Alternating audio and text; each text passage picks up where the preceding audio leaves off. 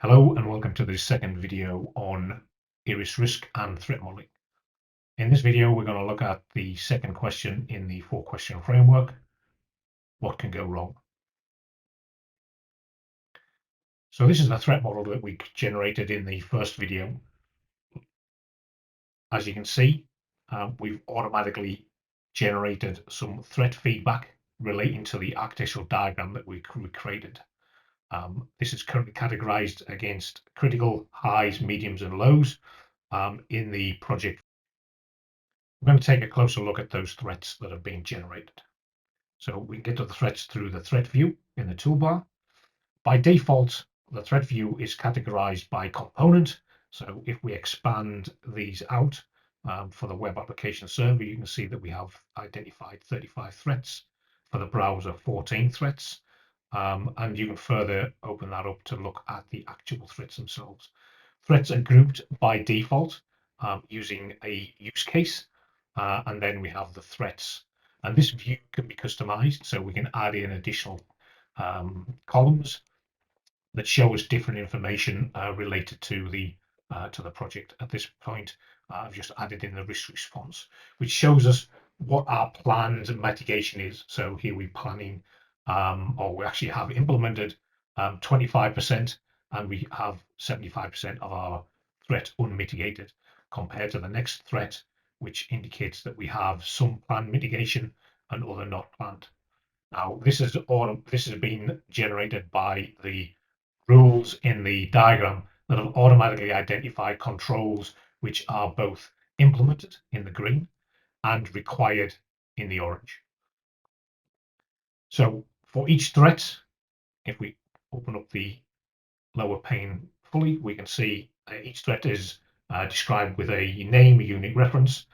We also have impacts in the shape of confidentiality, integrity, and availability, the CIA triumvirate, and ease of exploitation. And these values go into the risk calculation to determine the risk of this particular threat and ultimately into the overall risk for the project. In addition, we've got descriptions for the threat, so what it is, how it may affect your system, but also external references that might provide additional context for this particular threat. As well as the threat information, we also provide information relating to weaknesses that are relevant for this particular threat, so CWE references. But also, we provide countermeasures. Countermeasures that can provide mitigations to ensure that this threat is no longer applicable. As you can see, this particular control has automatically been implemented based on the rules that we have defined in the diagram. So what other actions can we perform? So depending on what we're trying to do, what we're looking at, there are a variety of controls in the toolbar that allow us to perform bulk actions. So maybe we want to identify particular threats which are acceptable, are not applicable, or we want to be able to fix them in place. Obviously, there are other controls that we can have. We can add in threats. So maybe there is an emerging threat in the marketplace, a 0-day, for example, and we can assign a new threat with new description into the project directly. Now, it's almost also possible to add a threat into a library, so it can actually be reused. There's only limited value of adding a particular threat into a particular project. So we can also add a threat from an existing library, which would allow you to pull in anything relevant that you feel as a security professional is not there in the system.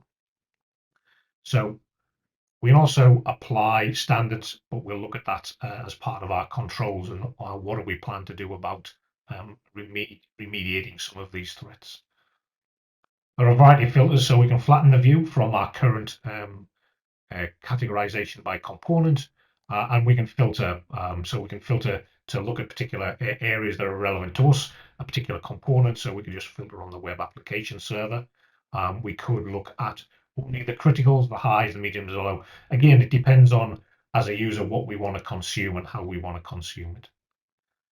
So that ostensibly is looking at the threats. In the next video, we'll look at what we plan to do about those threats.